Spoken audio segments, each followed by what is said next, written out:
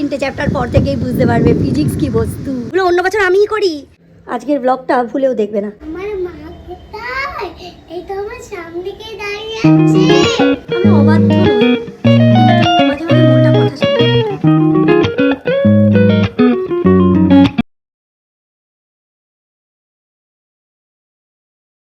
মনে হচ্ছে তো মিউনিসিপ্যালিটি বা পৌরসভার ভাষায় যেটাকে অ্যাবান্ডান্ট বা পরিত্যক্ত বাড়ি বলা হয়, এটা ঠিক সেই রকমই? আগে না মশাই, এটা হচ্ছে 6 নম্বর বিজয়নগরে মিলি ভবনের পাশের গলির ভেতর ঢুকে এসে একজন মাস্টার মশাইয়ের বাড়ি। তিনি একটি বিখ্যাত স্কুলের হেডমাস্টার মশাই। দস্তুর মতো 2 বোনকে নিয়ে তিনি এখানে বসবাস করেন।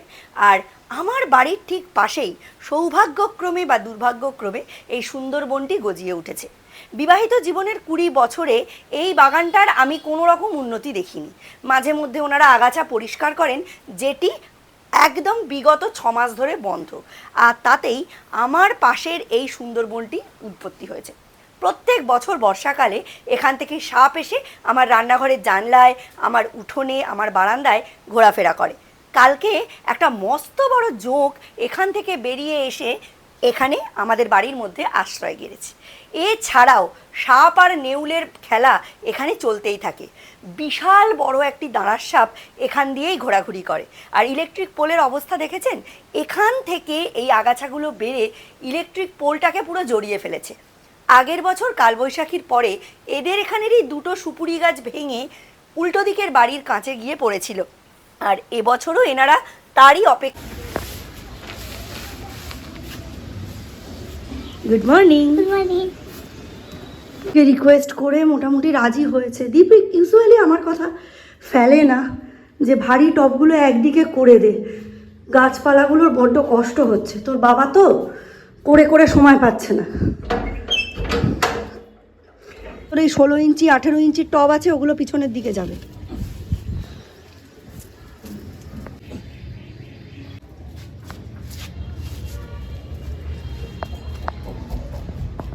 চাপাটা, হ্যাঁ নাক চাপাটা হলুদ রঙের পাতা নিচের দিকে ঝুলছে।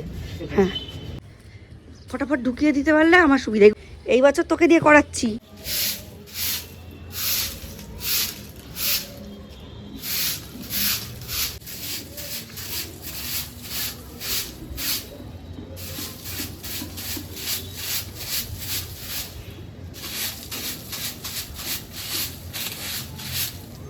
নেটটা আমরা টাঙাতে পারলাম না, এখন বাজে 10টা।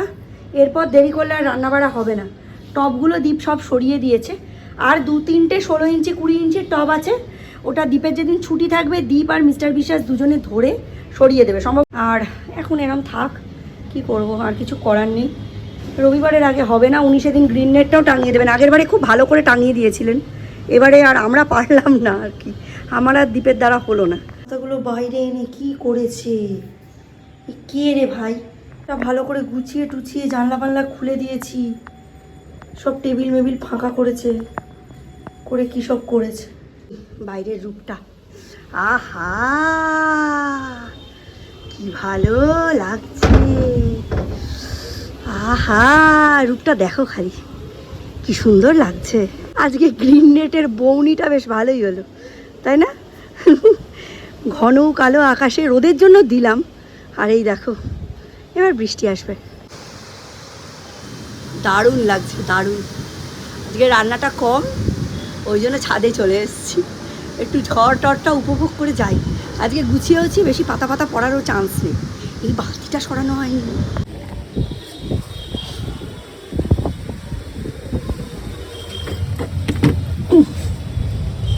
আর ভয় নেই, কি দারুণ লাগছে।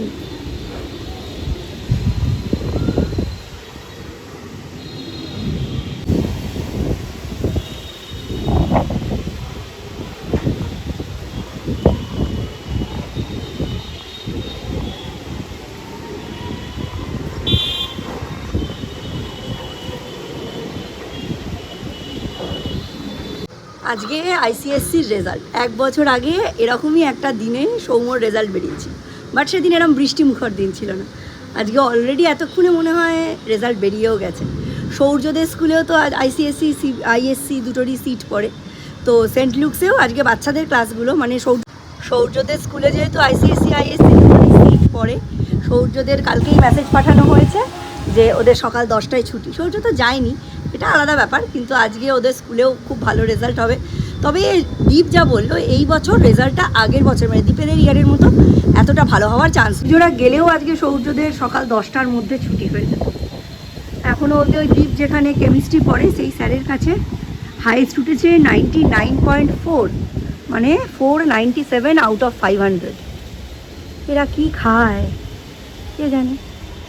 সৌম্য এরম ভালো রেজাল্ট করেছিল আমাদের আজকে বলছে, এক্ষুনি সৌম্য বলছে এইসব বাচ্চাগুলো ফিজিক্স কেমিস্ট্রিতে 98 99 আমরা যেরকম পেয়েছিলাম এরম পাবে, পেয়ে ভালোবাসায় প্রেমে গদগদ হয়ে সায়েন্স নেবে, তারপরে 2-3টে চ্যাপ্টার পর থেকেই বুঝতে পারবে ফিজিক্স কী বস্তু, কেমিস্ট্রি কীভাবে রং বদলায়, অঙ্ক কীভাবে অচেনা হয়ে যায়।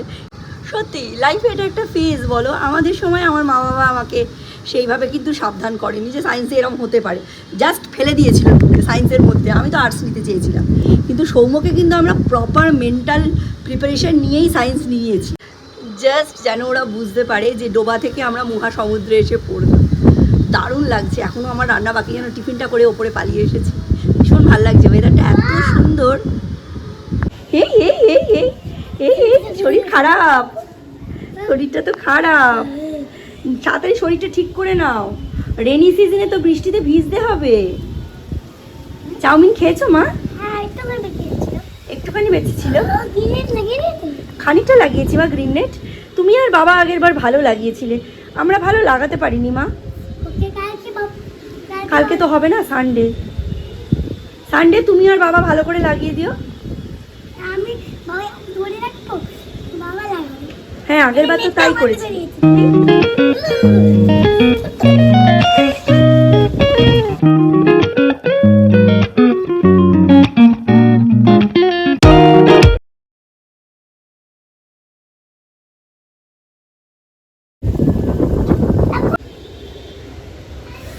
কি অপূর্ব লাগছে দেখো খালি।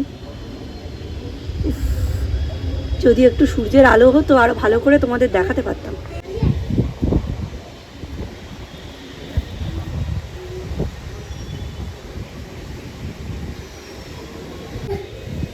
এইখানে থেকে দেখতে পারো, এখানে রয়েছে, এখানে অল্প ছিট আসছে, তোমার তো শরীরটা ভালো না।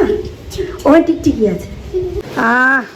টিনের চালে বৃষ্টি পড়ছে আর তার সাথে গরম গরম দুধ চা, এই সুখ 1 বছর আগে আমার কোথায় ছিল। সবাই একই কথা বলতো, দুধ চা খেও না গ্যাস অম্বল হবে, দুধ চা খাও বলে এই পেটে ব্যথা হয়। আহ আহ আহ কি রং।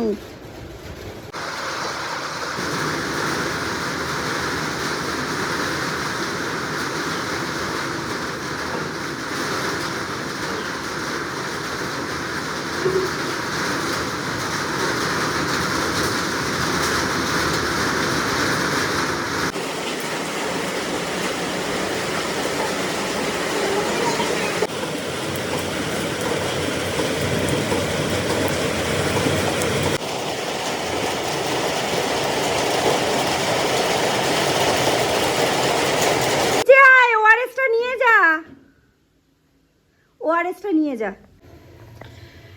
হঠাৎ করেই আজকে মনটা খারাপ হয়ে গেল, ভালো লাগছে না আজকে আর কোনো কিছুই। দীঘায় জগন্নাথ মন্দিরের উদ্বোধন হচ্ছে, লাইভ দেখছিলাম। সেই কোন বছর 2022-এ ঘুরতে গেছি, কতদিন হয়ে গেল কোথাও যাই না। একটু ঘরের কাছে কোথাও ঘুরতে গেলেও মনটা ভালো হয়, কিন্তু এখন সেই সময় সুযোগ নেই, হাতে মাত্র 9টা মাস। এরপরেই সৌম্যর 12 ক্লাসের পরীক্ষা, নিট, এখন ঠিক ঘুরতে যাওয়ার সময় নয়। তবু 2 রাত্রি 3 দিনেরও কি একটা ট্যুর করা যেত না? আমি অবাধ্য নই, কিন্তু মাঝে মাঝে মনটা কথা শোনে না।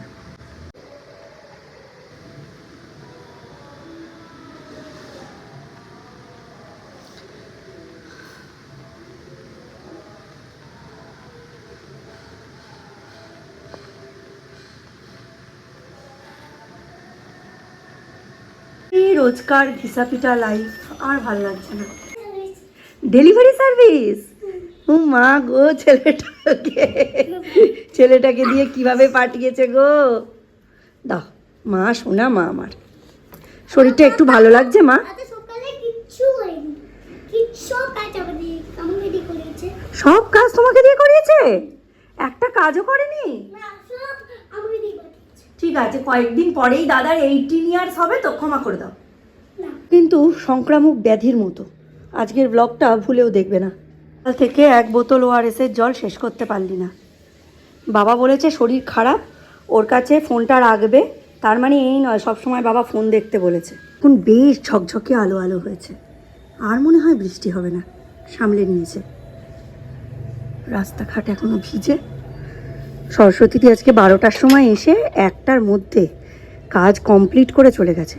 বাসন তো কম ছিল না, শুধু আমি কয়েকটা সাদা থালা বাটি মেজে নিয়েছিলাম, বাকি সমস্ত জিনিস সরস্বতী দিয়ে মেজেছে। যত পোড়া ধরা ছিল, মেঘ দেখে দৌড়তে দৌড়তে এসেছে। আমার মা কোথায়? এই তো আমার সামনে থেকে দাঁড়িয়ে আছে। যখন এই ব্যক্তি প্রচুর মোবাইল দেখে দেখে বোর হয়ে যান এবং এর হাতে করার মতো কোনো কাজ থাকে না, তখন ইনি মায়ের সাথে আদিক্ষেতা করেন। এই দেখুন জল খেতে এসছে, তৃষ্ণা সকলের পায়।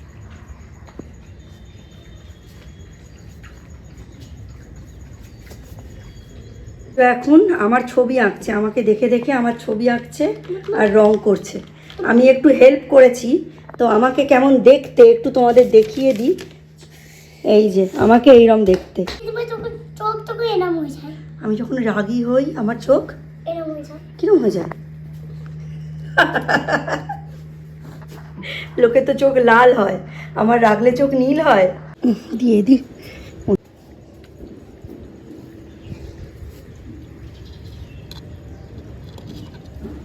এই তল্লাটের মধ্যে কেউ নেই, কাউকে দেখতে পেলাম না, কে জানে সব কোথায় গেছে। আজকে এই থালাটা করে প্রথম দিলাম, অন্যদিন তো ড্রেনের পাশে একটা শুকনো জায়গা দেখে দিয়ে দিই। আজকে ভাবলাম জলের জায়গাটা তো ধুই, তো এরকমভাবে দিই। এই মাত্র মানে সেন্ট লুকের রেজাল্ট জানতে পারলাম, দারুণ রেজাল্ট হয়েছে। আইসিএসসিতে যিনি ফার্স্ট হয়েছে, যে বাচ্চাটা ফার্স্ট হয়েছে, সে হচ্ছে 99%। আগেরবার একটু আমাদের বেশি ছিল, যাই হোক ভালো। 99% পাওয়া is not a matter of joke. আর আইএসসিতে অরুণাভ দত্ত ফার্স্ট হয়েছে। এইটা খুবই অবভিয়াস যে অরুণাভই ফার্স্ট হবে। অরুণাভ দত্ত অথবা দেবাদ্রিতা ঘোষ, এর মধ্যেই কেউ একজন হবে। মানে দীপেদের তো আগের ব্যাচ ওরা। অরুণাভ দেবাদ্রিতা দুজনেই সাংঘাতিক মেরিটোরিয়াস আর সাংঘাতিক স্টুডিয়াস।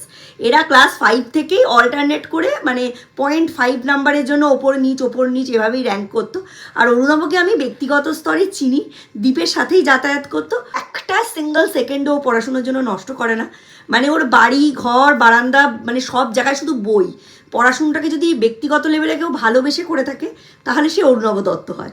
সত্যিই তাই, অরুণাভ বিশাল র্যাঙ্ক করেছে 99.5 আইএসসিতে, ভাবা যায়। এখন তো আমার টেনশন আরও বেড়ে গেল। পরের বছর দ্বীপের মানে সিবিএসসির মানে 12 কত নম্বর পাবে জানি না। 98% হয়েছিল মানে আইসিএসসিতে, এখন তো বোর্ড চেঞ্জ করেছে। অরুণাভ অবশ্য বোর্ডটা চেঞ্জ করেনি, দেখা যাক।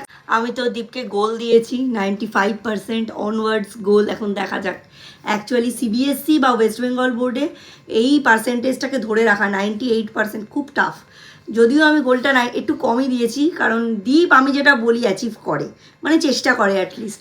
দেখা যাক। কালকে রাত্রিবেলা আর আজকে দুপুরবেলা কালচক্র আর শৈলসুতার চাবি, এই দুটো শুনলাম মির্চি বাংলায়, কি যে অসাধারণ। মানে কালচক্র আমার বেশি ভালো লাগলো, শৈলসুতার চাবির থেকেও কালচক্র আমার বেশি ভালো লেগেছে। দারুণ সুন্দর। মির্চি বাংলায় তোমরা যদি না শুনে থাকো শুনো।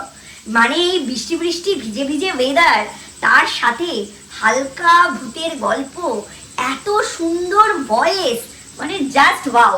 এটা এতটাই ভালো, তোমাদের যদি বলতে পারতাম খুব ভালো হতো, কিন্তু বললে না তোমাদের আর শুনতে ভালো লাগবে না। সেই জন্য তোমাদের জন্য একটা গ্লিপস রেখে গেলাম, শুনো, ভীষণ ভালো লাগবে।